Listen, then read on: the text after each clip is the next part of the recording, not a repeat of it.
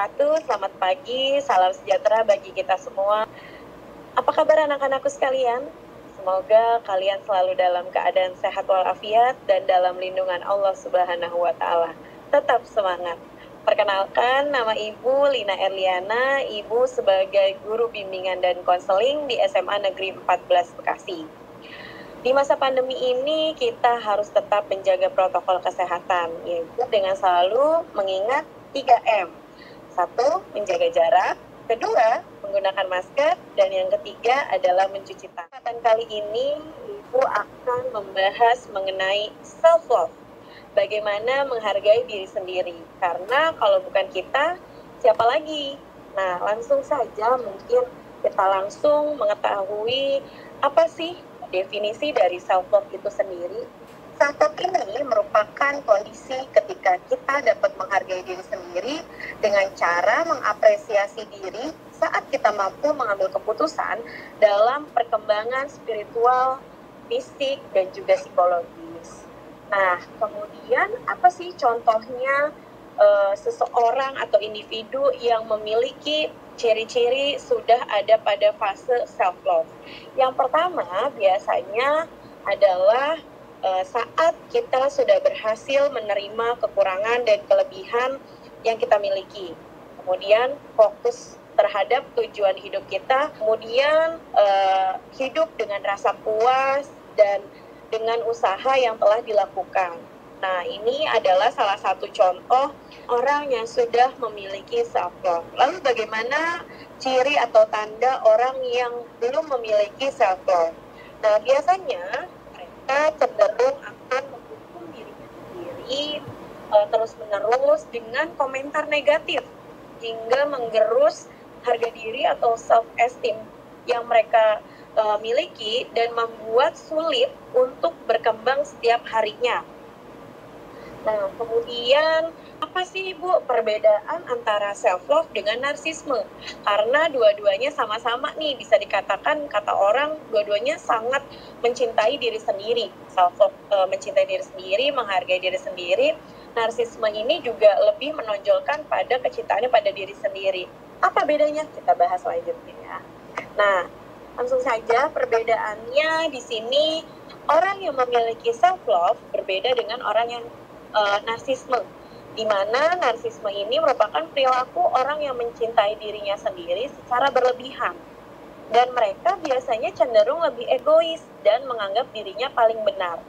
Sementara orang yang memiliki self-love, dia mampu menghargai dirinya sendiri dan berteman dengan dirinya sendiri, sehingga ia menjadi individu yang lebih baik untuk dirinya ataupun orang lain. Nah, jadi perbedaannya bisa terlihat jelas ya. Bagaimana langkah-langkah menuju self-love? Nah, di sini Ibu buatkan ada langkah awal untuk menuju yang namanya self-love ya. Yang pertama ada self-awareness atau kesadaran diri. Yang kedua adalah self-worth atau keyakinan diri. Yang ketiga self-esteem atau harga diri. Dan yang keempat adalah self-care atau perawatan diri. Nah, bisa dikatakan keempat langkah ini merupakan fase atau kita bisa menuju self-love. Nah, kita bahas satu persatu. Yang pertama adalah self-awareness. Nah, self-awareness ini apa sih? Self-awareness ini adalah kesadaran diri individu yang ingin meningkatkan self-love terlebih dahulu. Ini harus sadar dengan dirinya sendiri. Maksud sadar di sini adalah individu harus mengenal dan memahami karakter dirinya sendiri. Nah, ini bisa dengan mengetahui atau mengenal kelemahan dan kekuatan yang mereka miliki atau yang kalian miliki nih, kelebihannya apa, kekurangannya apa. Kalian harus paham dulu tentang itu. Dia harus sadar di sini tentang kelemahan dan kekuatan diri sendiri. Lalu yang kedua adalah self-worth. Nah, self-worth di sini adalah suatu prinsip yang dimiliki oleh seseorang ketika ia sudah mampu mengenal dirinya sendiri. Bisa dikatakan self-worth ini fase kedua setelah tadi self-awareness. Ketika kita sudah sadar dengan kelebihan dan kekurangan, maka self-worth itu akan hadir ketika seseorang sudah menyadari bahwa dirinya tidak perlu mengikuti standar penilaian. Kita kita sendiri sudah mengetahui nih apa yang menjadi standar untuk diri kita sendiri. Nah, biasanya orang-orang yang memiliki kemampuan ini bisa dipastikan mereka memiliki self love yang dalam dirinya. Karena yang ketiga adalah self esteem. Self esteem ini kalau menurut Santrop ya, tahun 2007 ini merupakan hasil evaluasi terhadap diri sendiri. Nah, hal ini termasuk dalam penilaian kita terhadap sesuatu yang kita kuasai dan sesuatu yang kurang kita kuasai. Jadi apa yang kita kuasai dan apa yang tidak. Nah, self esteem ini dapat meningkat jika individu memiliki self worth yang baik di awal. Kalau self worth-nya udah baik, biasanya self esteem-nya juga akan baik pula gitu. Nah, berbagai cara bisa dilakukan untuk meningkatkan self esteem. Di antaranya adalah mungkin kalian berhentilah membanding-bandingkan diri kalian sendiri dengan orang lain. Jadi kalian harus berhenti untuk membanding-bandingkan karena setiap orang pada hakikatnya adalah sama. Semua punya porsi kekurangan dan kelebihannya masing-masing. Lalu fase keempat atau langkah keempat ini adalah self-care. Nah, self-care ini apa sih? Self-care ini adalah suatu tindakan yang dilakukan seseorang untuk menjaga kesehatan dirinya sendiri, baik fisik maupun mentalnya. Nah, kalian juga bisa nih melakukan berbagai kegiatan yang bisa menjaga kesehatan yang kalian sukai, mungkin dengan olahraga atau meditasi atau apapun. Nah, berhenti untuk mencaci diri sendiri dan lebih mencintai diri sendiri. Nah, bisa dimulai dengan menerapkan keempat langkah ini. Jadi, tadi langkah-langkahnya dari self-awareness, self-worth, self-esteem, kemudian self-care.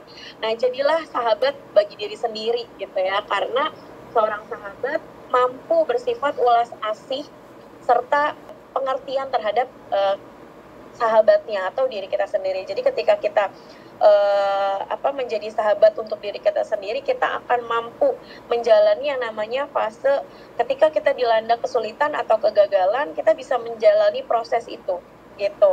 Nah, ini self care. Nah, kemudian mana selanjutnya kita merefleksikan diri kita untuk bisa mencapai atau memiliki yang namanya self love ini. Nah, mungkin anak-anak semua di sini bisa mempraktekkan di rumah dengan mempersiapkan selembar kertas, kemudian spidol berwarna, mungkin bisa menggunakan warna merah atau biru. Nah, di selembar kertas ini kalian tuliskan apa saja sih sisi positif dan negatif yang ada dalam diri kalian. Nah, setelah itu kalian bisa bikin nih kotak-kotak seperti ini. Nah, kemudian refleksikan diri sejauh apa kalian mampu mencintai diri sendiri dengan segala sisi positif dan negatif yang ada dalam diri kalian dengan cara memberikan tanda checklist dengan spidol warna yang berbeda di bagian sisi yang perlu dipertahankan dan diperbaiki. Misalnya adalah sisi atau karakter yang paling banget harus diperbaiki, dikasih checklist tanda warna merah. Nah, kalau yang sudah bagus dan perlu dipertahankan, kalian checklist tanda warna biru. Seperti itu. Ini bisa dipraktekkan di rumah semuanya. Nah, kemudian apa sih tandanya ketika kita berhasil melakukan self-love atau kita sudah memiliki self-love? Yang pertama adalah kita bisa menerima kekurangan dan kelebihan kita sendiri. Dan yang kedua, mulai terbiasa melakukan healthy lifestyle. Jadi, kalian udah bisa menjaga yang namanya pola hidup sehat ya. Dan yang ketiga, itu kalian lakukan self reward untuk diri sendiri, karena self reward ini sangat penting ya untuk bisa mendistorsi yang namanya stres atau pressure yang mungkin bisa menimbulkan stres atau barrier untuk kalian bisa lebih berkembang atau mengembangkan self love ini. Dan yang keempat adalah ekspresikan hobi dan passion dengan ikut kompetisi. Kalau kalian udah tahu nih passion sama hobinya apa, kemudian ikuti kompetisi yang mungkin relate dengan hobi dan passion yang kalian miliki. Dan yang terakhir adalah kalian bisa menjauh dari yang namanya toxic people atau toxic relationship. Nah, ini adalah 5 tanda ketika kalian sudah berhasil memiliki self-love. Itu saja yang Ibu sampaikan. Semoga kan bisa bermanfaat untuk diri kalian sendiri. Ambil sisi positifnya dan mungkin bisa direfleksikan di rumah masing-masing. Nah, untuk itu, untuk pembelajaran bimbingan konseling hari ini mungkin Ibu sudahi dulu. Kalau begitu, mohon maaf atas segala kekurangan. Sekian. Billahi taufiq wal hidayah. Wassalamualaikum warahmatullahi wabarakatuh.